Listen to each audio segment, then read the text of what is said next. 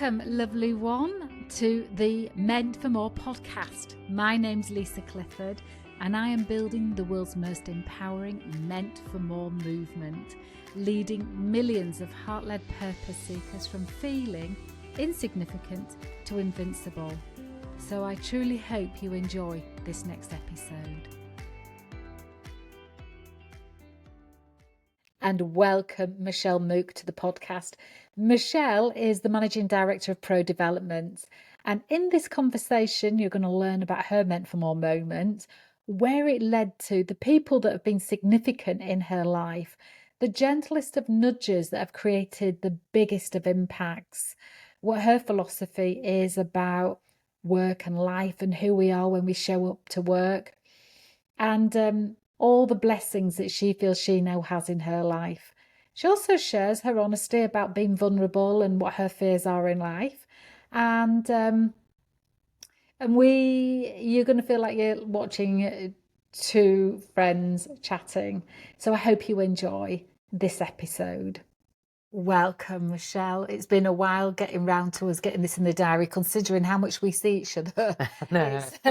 So let's begin with the question that I know everybody's tuned in to listen to, which is a time in your life or a moment where you had that feeling where you knew you were meant for more. And that, when I say this, it can have so many different meanings, because sometimes it can be that we know we've got more to offer and we're playing small, or more that life is revealing that you're in certain circumstances and experiences for a reason to catapult you into more. What was it? What was it for you? Yeah, it's interesting because I think it was probably a bit of both of those things. I was reflecting on it. And when I was 21, I think growing up, I never really felt like I was meant for more. And when I got to 21, I was working for... Sorry to interrupt. That's all right. Already. That's fine. Brace yourself, this is going to happen all the way through. What did you feel like growing up? Because it's a really good point. So my mum left when I was really small. And so I think I spent most of my life feeling like I wasn't good enough. Like there was a real kind of rejection thing, and so I wasn't good enough, and so I didn't ever feel that I had anything to offer at all. And it was only really when I got to about 21 and I was working with this incredible guy, and he sat me down one day, I was his PA, and he said to me, "What are you doing?" And I was like, "What do you mean?" He goes, "Why are you working for me?" Because I really like working for you. You were the one that offered me the job. Yeah. And then he said, "But you could be doing so much more." And there was a little penny, I think, dropped, and he was brilliant. He obviously spotted that potential in me and saw something in me that I had not seen myself. And he encouraged me to go and do a degree part-time. He got the college that I was working for at the time to pay for it. So did it not the fun way. 2 nights a week for 5 years wasn't the best way to get a degree. But I think that was a real moment for me when I think there was like a seed planted of maybe I am meant for more, but I don't think I really truly believed it at that stage. But I think it gave me a bit of a confidence boost. I think it was something that I needed. And I often say now to people, don't ever forget how important it can be having that moment of seeing some potential in somebody and sharing that with them, because fundamentally, I'm pretty sure he changed my life with that conversation. Without a doubt. In a previous episode, I was talking with Helen Oldham, who is one of the founders of Lifted Ventures. And she says in her early career, somebody saw something and believed in it. And then she saw herself from that angle and I had the same experience where somebody gave me an opportunity and I thought, I'm going to absolutely make this opportunity into alchemy.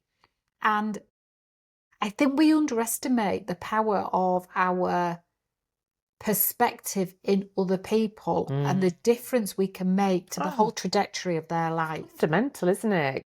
Funnily enough, something similar happened, I think, when I was about 26. And my friend was working for a company and rang me up and she said, "Aren't you a trainer?" And I was doing a bit of kind of like one-to-one training with people. And I said, well, sort of. Why? She said, there's a job going at our place, and if you get it, you get 300 quid. And I had never really trained groups or people, but I went for this interview thinking, well, I don't know what I'm doing, no idea. And we laugh about it now. The woman who interviewed me, I mean, I think the training probably was shocking that I gave them. I had to go and do a little training session. I look back at it now and I think, holy moly, it really. Don't wait. But Don't again, I know, but Sorry. she definitely, again, saw potential in me because I was not the finished article whatsoever. But she, again, we laughed about it, you know, like as we got to know each other years later, she just said, I knew you didn't know what you were doing, but I knew that there was somebody there that I could help. And again, you know, Julie, who at the time, you know, she definitely had another impact on me because that kind of was where my training career took off. So I think it's often little moments, isn't it? I think my fundamentally big moment was when I was in my 40s and had been working for a big corporate and was really, really unhappy. Just got to that, I think you kind of get to that point where you think this is where your career's meant to be. I was kind of really into like my career progression and I really wanted to do, and I just kind of found myself in that place thinking, what am I actually doing here? And I was super lucky. I was doing a coaching qualification at the time, so learning to be a coach, and as part of that I got a coach to work with, and again he fundamentally changed my life by asking me to really think about my values and what mattered to me. And the thing that kept coming up was making a difference. And I just had this huge epiphany of, oh, that's why I'm really not happy, because I don't feel like I'm making a difference here. And I think that's when I really started to realise that I was meant for more.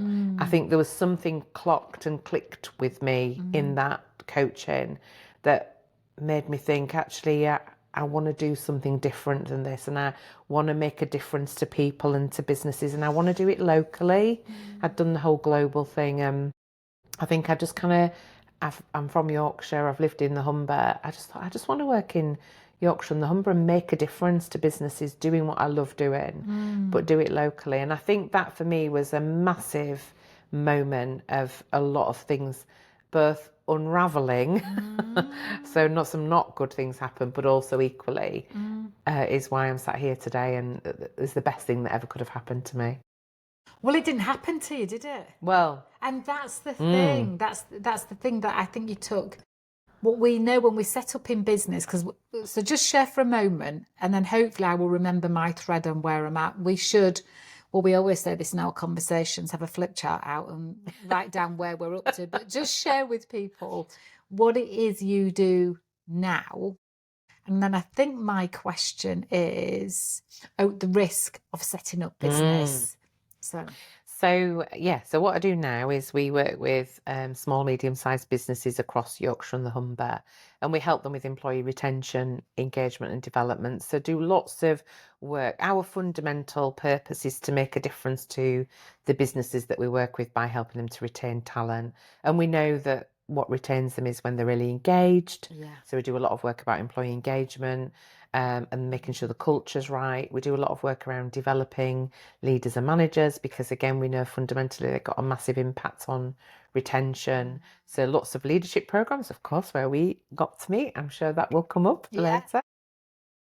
And then, lots of team building, training, coaching, anything really that helps to retain talent in the businesses that we work with. And we work with some amazing companies, some really lovely, really interesting as well. I think somebody once said to me early on in my pro development career, are you going to like specialize in particular sectors? And I can remember looking at it thinking, well, why would you do that when you can work with loads of different companies? And, you know, we work with a company who grow seaweed, who make fake skin, who do beauty products, lawyers, accountants, and everything else in between. So, and I love that because the challenges are all similar. There's just a different context. So, so that's what we do. And I've got started off on my own when I did make the decision in the back of my garage in a converted office, looking at my laptop thinking, oh my Lord, what have I done?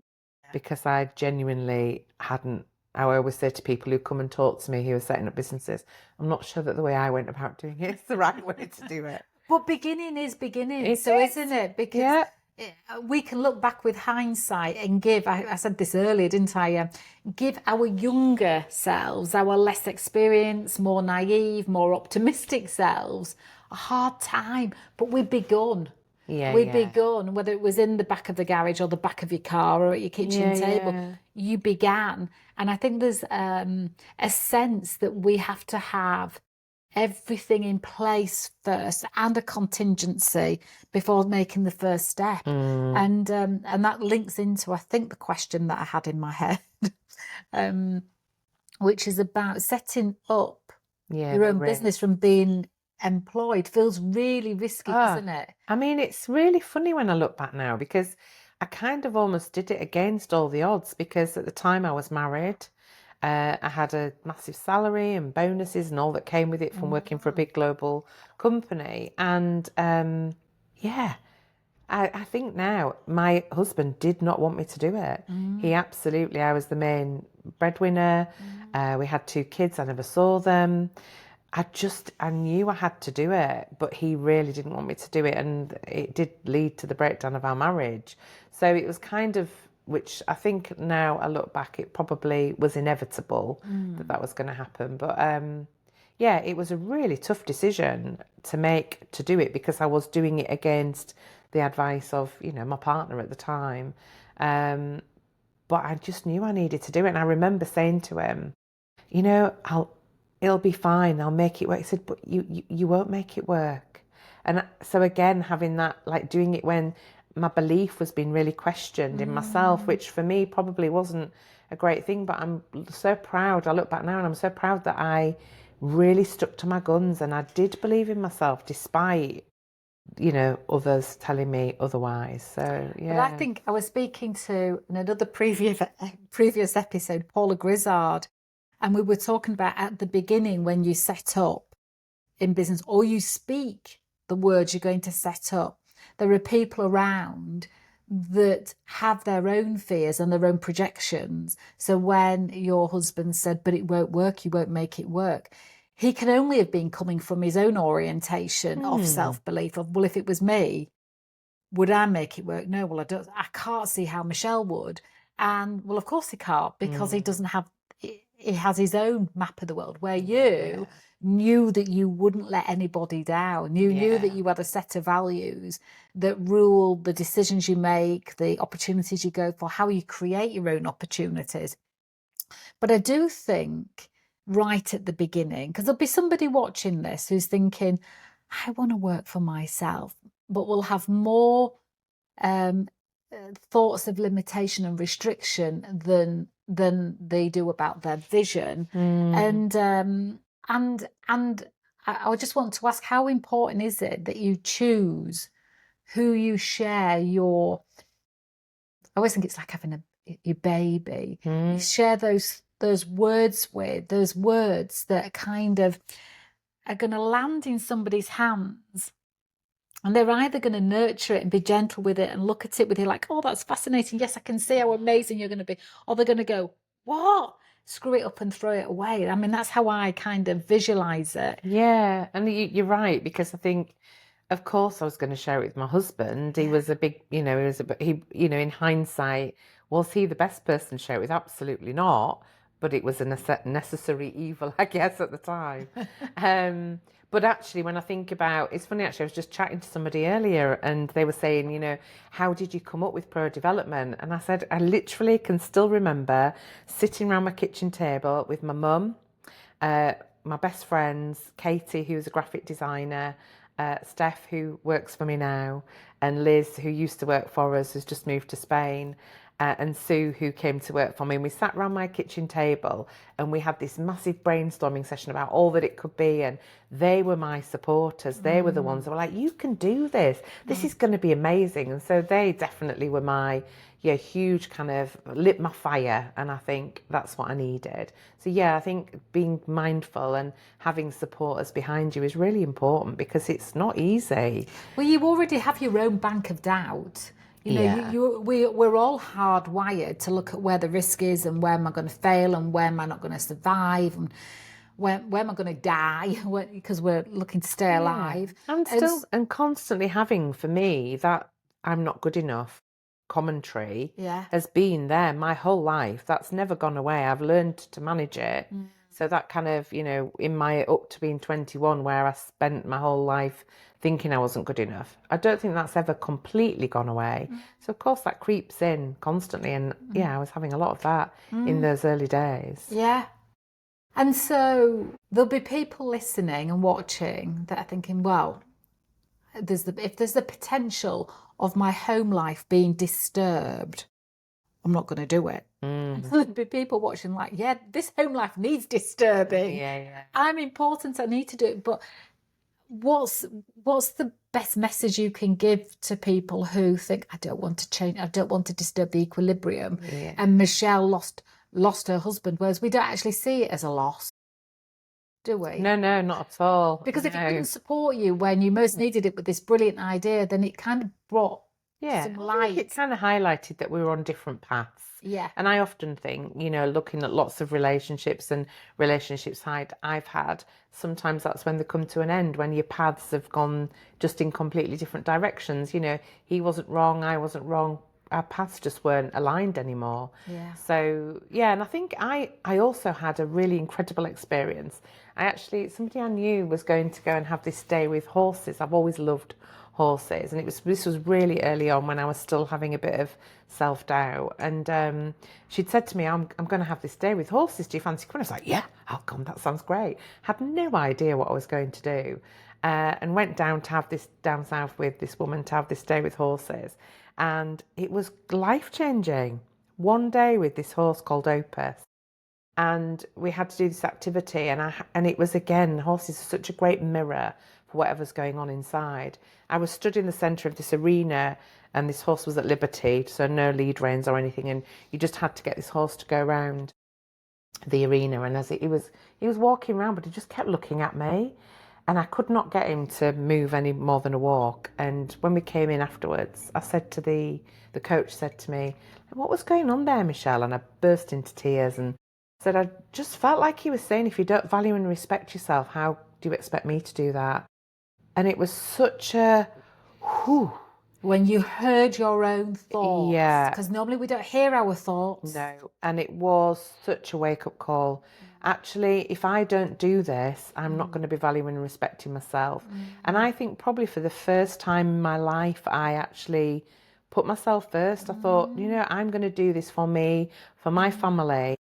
I need to do this. And that's when I went back and said to my husband, I'm definitely doing this. And that was quite a moment, but the horses were just incredible to have that experience with, and obviously I get to do that now as well. Just to share a bit more about how you get to do that now. So what we ended up doing after I set up the business, one of the things I'd always wanted to do was run a leadership program that was really different. I'd had some great experiences of leadership over my career and doing leadership training.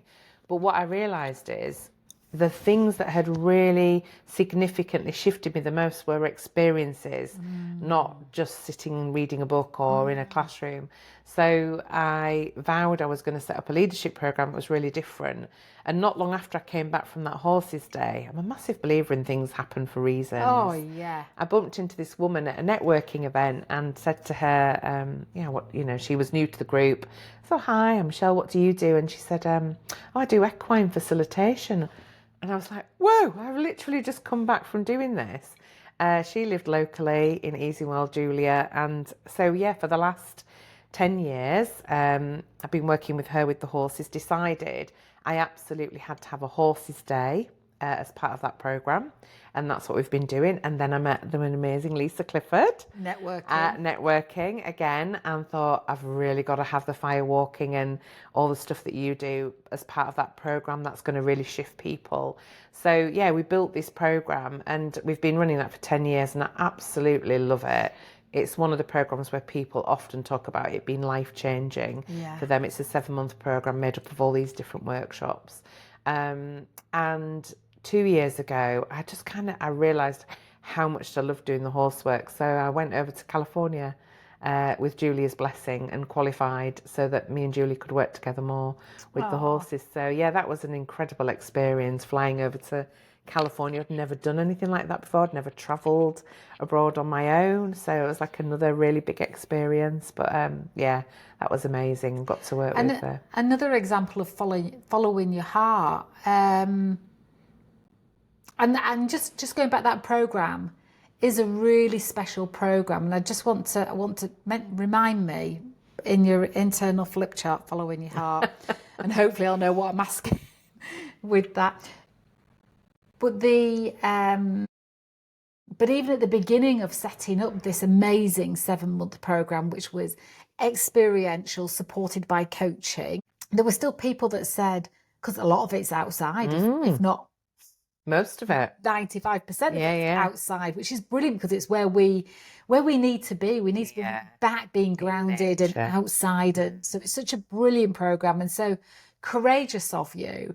But there were people around that said, "What if it rains?" Yeah, like, yeah, absolutely. What if the weather's bad? Yeah. Well, isn't that just leadership? Isn't that life? Yeah. Sometimes when you're leading, things happen, and it's about how you dig deep and where you go, and that self-leadership in times of adversity. And we've had it where it's been belting down with rain, and it really does show people's true leadership comes out when you're in that kind of adversity, and there's so much learning to be had from that. Well, there is. I think that we do, if we learn the most when we are in our reaction, I think, and quite often we're in a very considered, a very thoughtful, a very filtered, a very masked persona. And then this is the way I want people to see me. This is how I want to be seen as a leader. But really, true leadership is displayed when we need it the most, is when we're up against it. And when we're up against it is when people's reactionary leadership comes out, that they need a mirror putting up to. That's when you see the true self, I think, isn't it? I think that's what I love about the horses. There's a model we use with the horses about horse and personality, and it's about horses are not interested in that mask or all the fears that we've created that lead to the mask. They're only interested in that real core essence of who you are. And when you show up as who you are, that's when the horses really connect with you. And that's when you get the learnings. When you're not showing up, if you've got that mask or those fears are there, that's when the horses, it makes them really kind of anxious.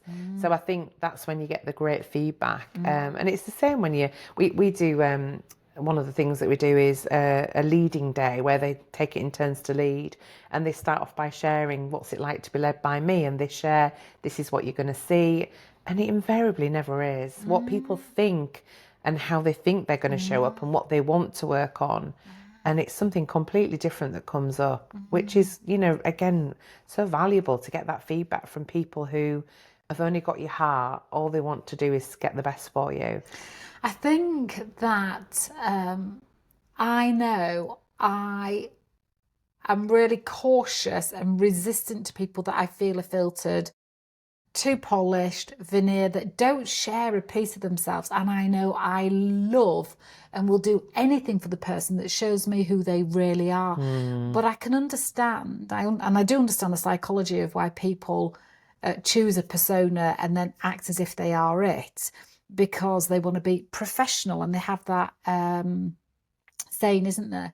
Oh no, I leave my home, I leave my home life at home, and this is my work me. And somewhere along the line, over the decades that we've been employed, and now I'm not an employer, I'm unemployable. Aren't we all? Too headstrong about what I think is right, but. What was I going to say? No, I you're right, because I think there is something, isn't it, about when you... Oh yeah, it's that leave your personal life, abandon yourself at home, and then just come up as this. And we talk about this all the time with. So I've built a business. One of the things that I always had, and I literally still now have no idea where it came from. When I set up the business, I had in my head, I'm going to have 10 people. Yeah, I'm going to have 10 people. And we've grown beyond that, but we're back to 10 again. We'll probably grow beyond it again. But for me, it was never about having a huge business. It was about having a really great business. But for me, I really wanted to create a workplace where people could bring themselves to work Yeah. and all that they are. I just don't think it's healthy. And I think for a lot of years, when I was in corporate life, I did show up as this mask of what I thought I was meant to be as a leader. And actually, when I set up on my own, it was really weird. Something switched with me. And I think, again, that I am. I think I've been more I am in the last 14 years of having this business than my whole life. I swore when I left the global company, never wearing a suit again. I'm always going to wear flowery dresses, bright colours, exactly who I am as a person. And I've always stayed true to that. And I think when you really find that I am and that real essence of who you're meant to be, and you really start to believe in that, that's when real magic happens. And I think that's what's happened for me in the business is I found that, and I found other people who have come to work for me who have found that as well. And we're all unique and different, and we don't have two heads. You know, you can't, if you've got stuff going on in your life, you can't just leave it at the door. Otherwise, you're just showing up as a pretend version. A shell, and it's not that, and that's not what creates change or influences people. It's never about the actual words you use or the process that you use. It's the spirit and the heart that flows through those words and those processes. And that's when you can help each other. You know, there are times when, I mean, I am generally a really positive person, very optimistic, come into work, love what I do. There are odd times when I've had bad days, and we talk about it as a team. I'll just say, you know, like, I'm having a really bad day today, and everybody, we all do this for each other. Or what is it that's going to help change that? We might get up and have a sing and a dance, you know, it's whatever it is. But I think when you can own it and share it and be who you're meant to be, you can help each other. I think that in companies and bigger companies particular, I think people default into that corporate self, and I leave my personal life behind. And I get that. I hope at the least what they're doing is not regurgitating and living in a discomfort at home. They're not bringing that to work. They get some freedom from it. But I think what happens is when you start with a company, you calibrate against the senior people, and you calibrate against how do I want them to see me. And then you become that version that you're frightened to not be after you've been it for a little while. You become something that you're not.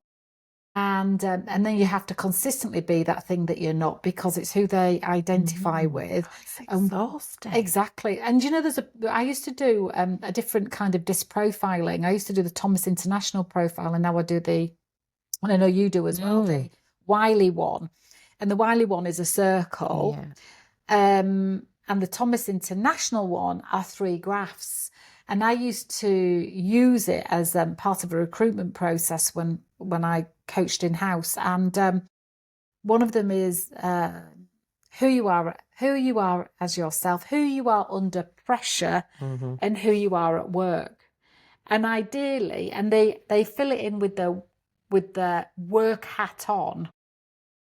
But ideally, what you'd like to see is them being themselves. Not a lot of difference over the 3 graphs. Who they are. Yeah. Just full stop. Well, but what you see is who they are at home, who they are under pressure, and who they are at work. So it's 3 complete. I don't know if you know the one. 3 complete. Yeah.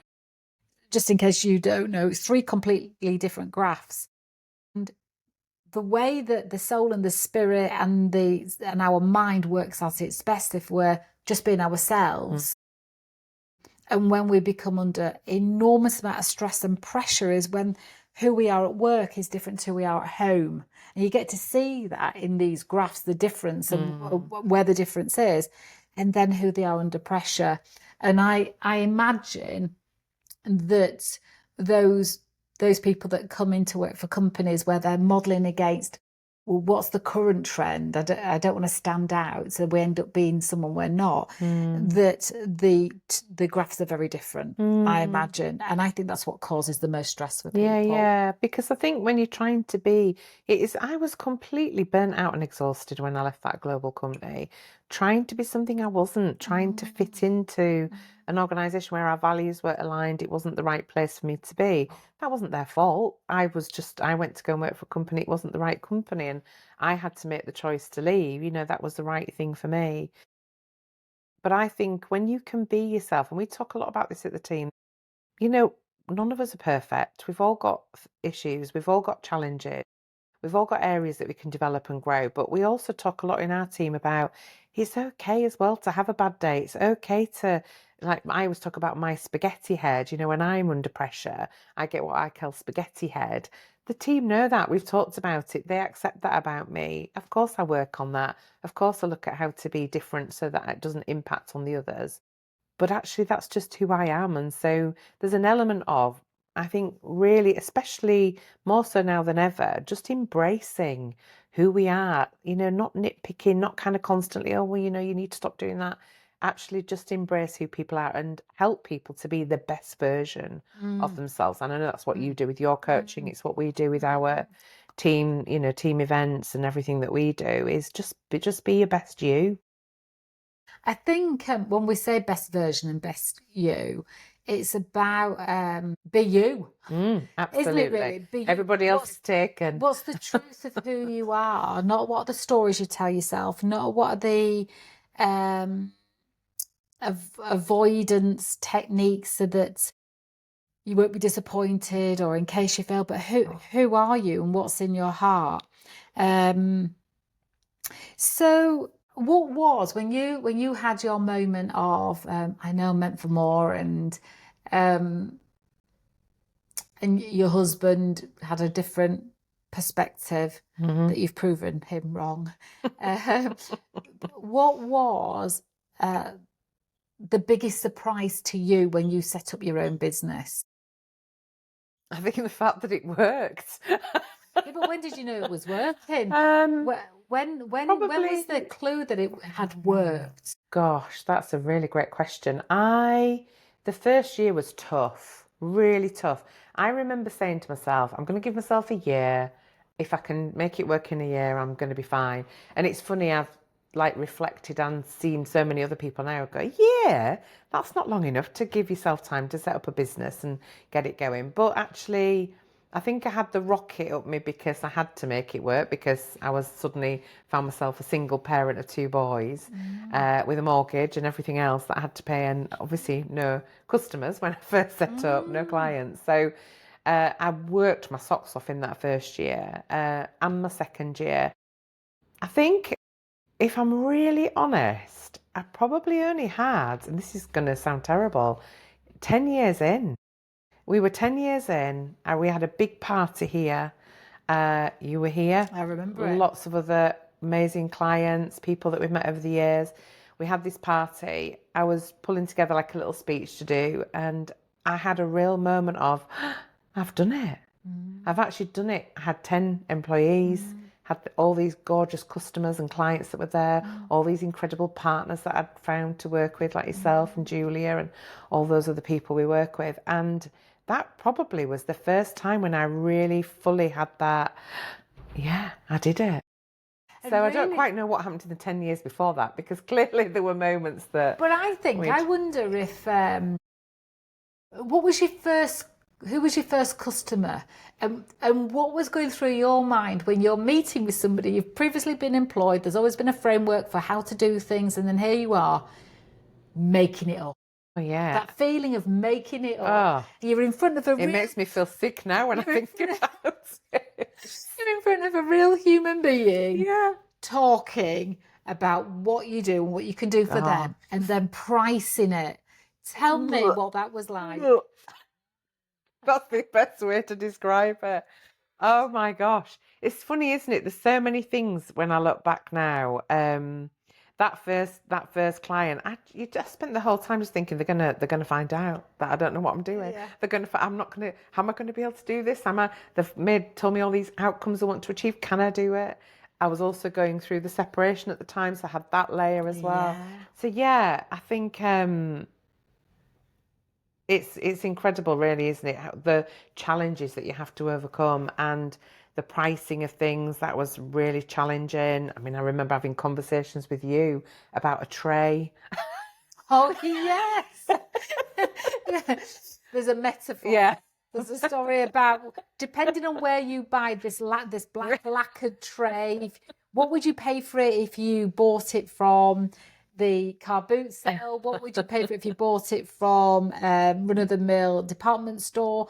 And what would you pay if you bought it from Harrods, I think you said, yeah. And depending on the context that you put around the very same tray, the value you place on that. And that was a massive, I think I suddenly had this, I'm really not valuing myself enough. And so I think that's really important, that really valuing. But I think also I'd never really clocked, and again, makes my toes curl when I think about it, that I was actually going to have to go out and sell.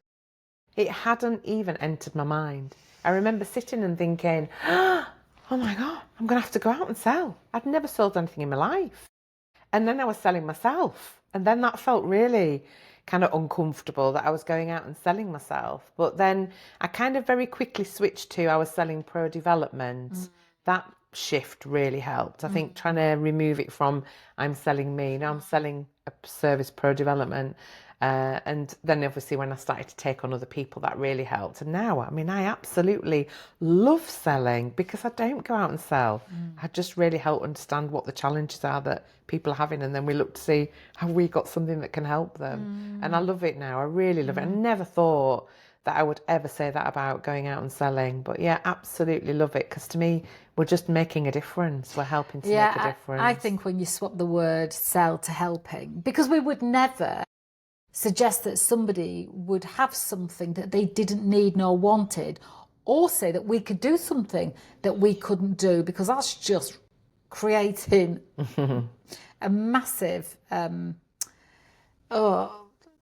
what's the word, that dropping a grenade, that's it, dropping a grenade into your future, isn't it? You know, being dishonest on any level. And it's really lovely to be able to listen to what people's needs are and think about either what you know or what your team knows, what products and services you've got, or who you know that can help. And that's the lovely thing, isn't it? I love it. I think for me, I love it just as much when I say to them, well, we can't help with that, but I know somebody who can. Yeah. And I think the going out, I mean, one of the things that I often talk about is what I think absolutely led to the success of the business was networking. Exactly. Was just going out. And I remember some of the networking I went to in the early days, makes me cringe thinking about some of the ones, but find the really great groups, find your tribes, you know, and that's exactly what I did. Yeah. Go consistently and make friends. Yeah. Rather than go and see what you can get out of people. Yeah. Because it's as much as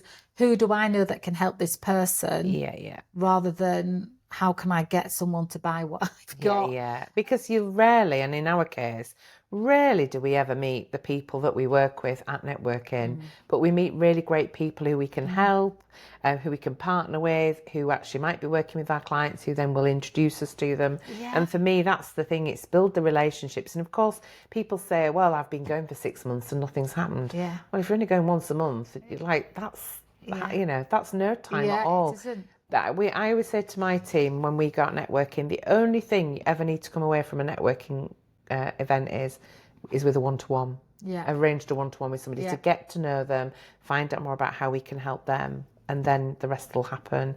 And I had a wonderful experience this week. It was the end of last week, actually. A lady last Friday emailed me, wanted me to run a Firewalk for her charity. And so I rang her immediately, and which is another thing people don't do these days. Is it? They email to say, when can we speak?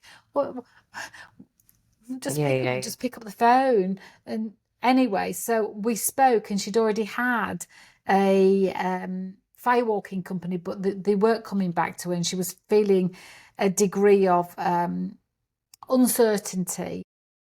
And she was networking, and she met Heidi Green. Oh, lovely Heidi. And Heidi had said to her, oh, are you doing it with Lisa Clifford? And she went, no, I don't know Lisa Clifford. She said, oh, you must know Lisa Clifford. So then she got in touch with me, and Heidi had done a firewalk with me, and I met Heidi through networking. Yeah. And so the cycle of networking is actually just a community and I would say massively take the pressure off selling and just go and be you. Yeah. And just go and meet people and get to know them. And that's how, I mean, I'm trying to ask you questions that I don't know the answer to, which is difficult because we speak 2 or 3 times a week and we meet up at least once every couple of weeks. So we know over these last 10 years, we know each other really well. Yeah. But I'm hoping to ask you questions that are helpful for you and in case you're listening on podcast, you, the listener, that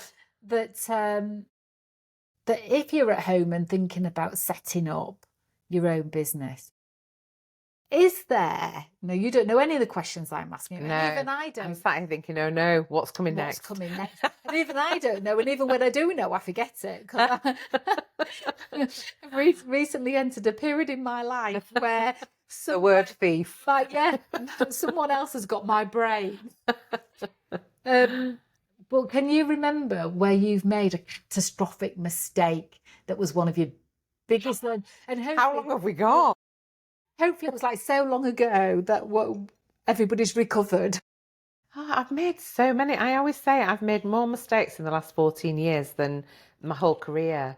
I think you have to embrace that when you set up your own business. Have you got one you can share? Oh, now you're asking. I'm very good at forgetting things that have been I know. That's why women have more than one baby, isn't it? They forget the pain. We was joking our family. My sisters always say, don't you remember when this happened? I'm like, no. It's like gone. I've put it behind me. Probably mistakes in pricing, definitely. I mean, way underpricing in the early days. I mean, I look back now and I just think, good grief, really terrible decisions about pricing. And then, of course, the tough thing is you get stuck then with clients who have paid that. And I think that's been really that was quite painful in the early stages as we started to get the kind of pricing right, I would say. Now it feels like we've got to that place where we found our companies, we've found the that. The pricing is tested. People are getting value and results. You still get, we'll still get some people who go, oh, that's quite expensive. And it's like, well, we know our value and we know the difference we can make and we'll get you a return on that investment. So it depends on how you look at things. Well, there's also that thing of holding your integrity as well, because whilst you are the decision maker and you can be flexible with pricing, it's unfair on the other people, the other companies that have paid that price. Oh, we don't do discounts because I think, well, immediately what you're saying if you're giving a discount is that actually you weren't charging the right thing to start with. I completely agree. And again, it's that all of our clients know we are completely consistent. We don't, charge, we'll add a bit on here or we'll knock a bit off there. It's the price is the price, and we've worked really hard to get that pricing right, and we'll stay firm with that. And if they haven't got the budget, then we look at, well, what can we do instead? Is there something else that we can do? But ultimately, sometimes we're just not the right people for them, and that's fine as well. Yeah. It's about, I think it's really important. I think we've done a lot of work on our values, and trusted is one of our values, making a difference, obviously, creativity and trusted. But for me, the trusted is about, people can trust us because they know that we're really transparent about those things. We've worked hard to get that right, and, we don't faff about with it. But there's somebody else, if it's not you, if you can't help them, there's somebody else that can help them. So, yeah. Well, so tell us a bit about where you felt like you've meant for more in your personal life.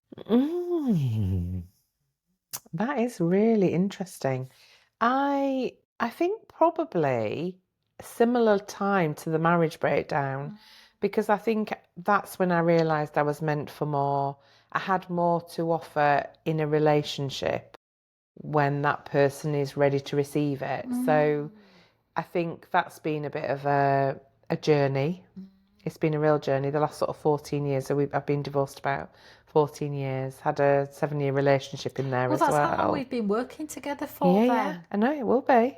Because I met you fairly early on when I was going through my separation. No, I remember when you weren't separated because you'd been for a date at McDonald's.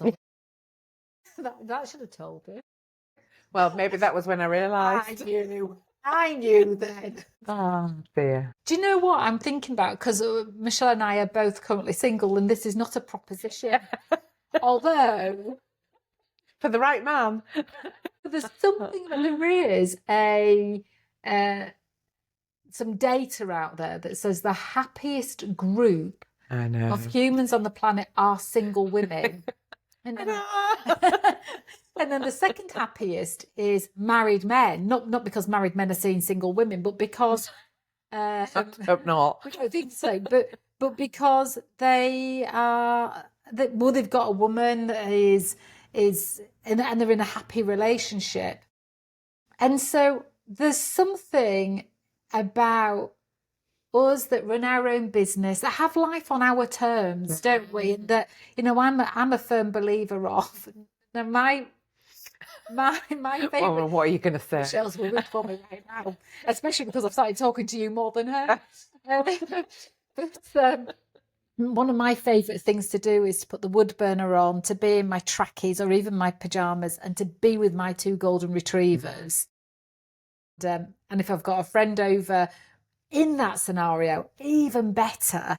But that is my idea of heaven. And even as a child, I always wanted a dog, always wanted a dog. I always wanted a cozy house. We didn't have a cozy house. It was always big light on and some drama going on. So to have the lamps on even as being part of a massive dream for me from being a child. Having a dog has been a massive dream for me. Doing what I do for a living now, I could never have comprehended, but I knew that for me, that little, when I was little, I remember feeling I've got this life for a reason. I'm meant to do something amazing with it. But back then, I'm 56, so back then it was be a secretary, a nurse, rule out doctor. I wasn't going to university, but With me. and so I'm living a dream that I had as a child that to other people be like nothing, but to me, I value it every second. So unless you can match, 2 golden retrievers, lamps and comfy jogging bottoms, you're up against stiff competition. So unless you can match that or add to it in a really great way.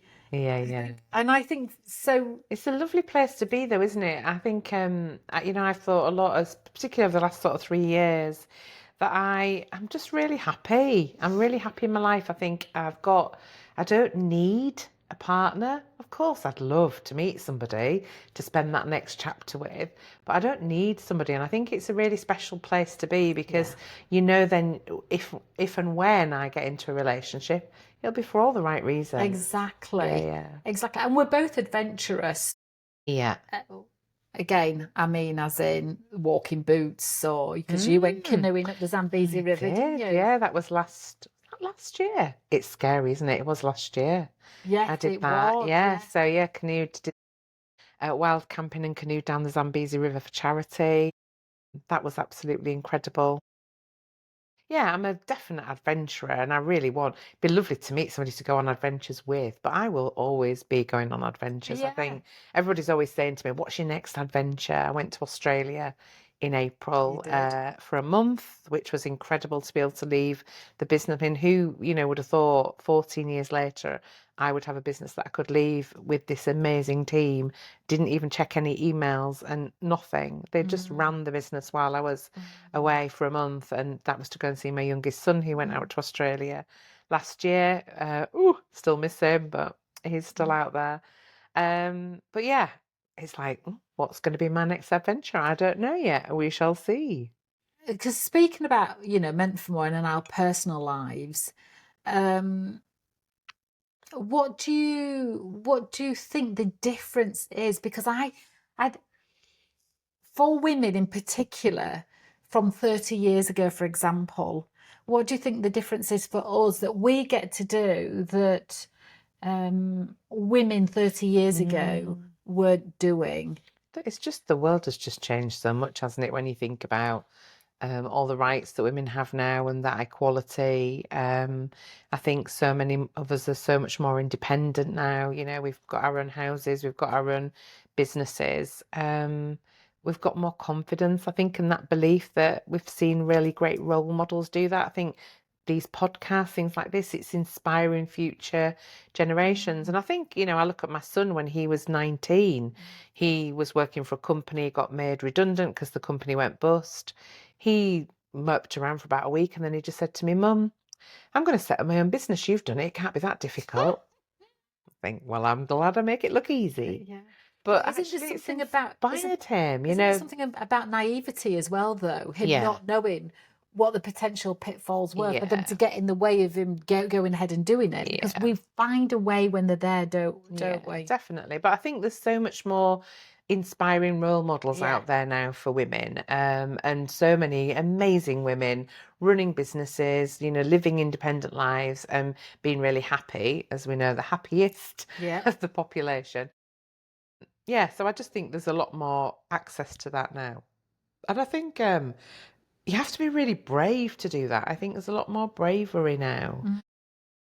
You know, I think when I look back, I think, blimey, I had to really dig deep to find that bravery to make all those steps and overcome all those challenges. But then that makes you who you are. You know, I think I wouldn't be the person I am now if I hadn't done those things. So, And the thing is, I think, because we can look quite, I guess, in our masculine when we run our own business. And the thing is, but we do, I know you and I, like we do drop into our feminine, because the feminine and the masculine work really well, co-creating within us.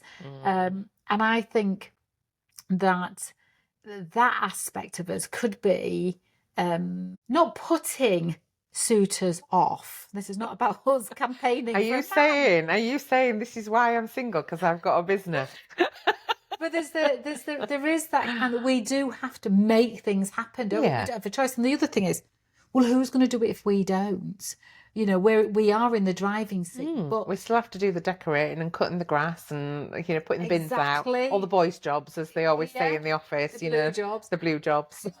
But there is that side of, also there's another side to us, our personal sides of being in that soft feminine, that liking the door being held open, and Oh, that just made me laugh. I went on a date, this is years ago, where the guy came to pick me up and we walked over to his car and he went to go and open up the passenger door. And my first thought was, is he expecting me to drive his car?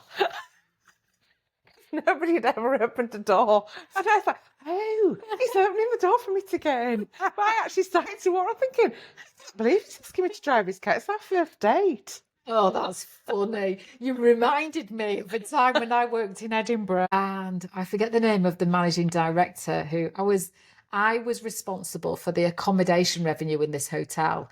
And so I negotiated all the contracts, and so this owner of this travel company came to take me out for lunch in his Aston Martin. And he opened the passenger door, but he shut it before I was properly in. Oh, no. Oh, no. My leg was caught in the door, but I couldn't sit down, otherwise I'd have scalped myself. Oh, yeah. Oh, Like, God. sitting in the seat like that. So we quickly jumped out, opened the car door. Oh, funny. Oh, thanks for the laughs. I mean, so yeah. So I've just put you completely off the strap. oh, that is so funny. Sorry. So we're going to start wrapping up in a moment. But Must we? we both need to watch this back together before it goes live. But just going back to our personal lives and knowing that we're meant for more, and getting that balance right between this incredible business that you've got and this incredible personal life that you've got. What do you feel most blessed about, other than the boys? Yeah, I was just about. My first thought was my two boys, who were both absolutely amazing. I'm so proud that they've turned into these gorgeous, you know, men that I'm just think I've been a part of that. You know that. So yeah, that. I think I feel really blessed, particularly over the last 14 years, is the people that I've met in my life. That I think I wouldn't know you potentially if I hadn't set up the business. The team that I've got, who are absolutely incredible, all the amazing people that I meet. I think, and that extends to not just with work as well. Like I've joined a pop choir. I joined a pop choir about 2.5 years ago. that's just been an absolutely amazing to get to go and do gigs and sing, which I love doing in a pop choir, not on my own. I've heard you singing. Yeah. It's very good. It's fine. Yeah, it's not bad, but definitely better in a choir. But that's the other thing, though. Your 7-year relationship that you had brought so many brilliant things into your world, like completely. because he bought singing lessons because he knew that Yeah, you were a budding singer. absolutely. Going to gigs, rugby. Yeah, completely. So I think it's interesting, isn't it, when you look back on relationships? I don't ever look back on them and think, oh no, that's terrible. I think it's great. Me and my husband, we had great times. We had 2 amazing boys together. I'm so grateful for that. David, that I was with for 7 years, he brought so many things to my life. We did loads of great adventures together, traveling, we had festivals and gigs, and again, more amazing people that have been brought into my life through him. So yeah, you can only ever look back at you and think, what are the great things that I got from that and the opportunities that I brought. My son often says, my youngest one, if it hadn't been for that relationship, he found landscape gardening through that. So he's always really grateful for that as well. So I think, always look back and think about the great things that those people have brought to your life. Don't regret things. I never regret those relationships. And then learn from them and take those things forward into whatever the future brings. And and I'm just blessed with having lovely people in my life and doing great things. I do a lot of open water swimming now. That came about because of me joining the pop choir. So I've done the Great North Swim now 3 times, and lots of other charity things. So all of those great things that have happened in the last few years have come about because of the people that I've met. So that's where I feel really blessed to have such amazing people in my life. Yeah. Last picking of your brains, what one bit of wisdom or tip or advice or whatever's in your heart to say would you like to offer to anybody listening that will support them wherever they are in life right now? And in particular, if they're having that inkling of, I think go for it. Follow your dreams. I think I am so grateful for where I am right now. But that happened because I followed my dreams, I followed my heart, and I didn't let anything get in the way. And I think, don't be afraid to fail. There was, for me, it could have all gone horribly wrong, but it'd been all right.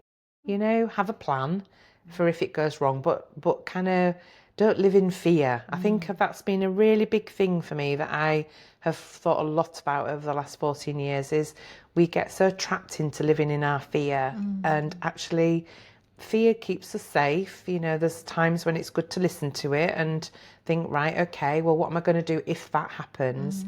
But then come out of that and then just live in hope and faith that actually the best things are going to happen. Yeah, I think that would be my biggest tip.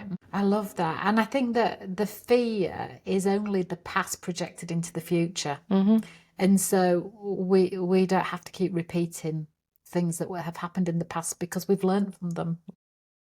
Michelle, thank you so much. Oh, thank you. It's been a blast. It has, hasn't it?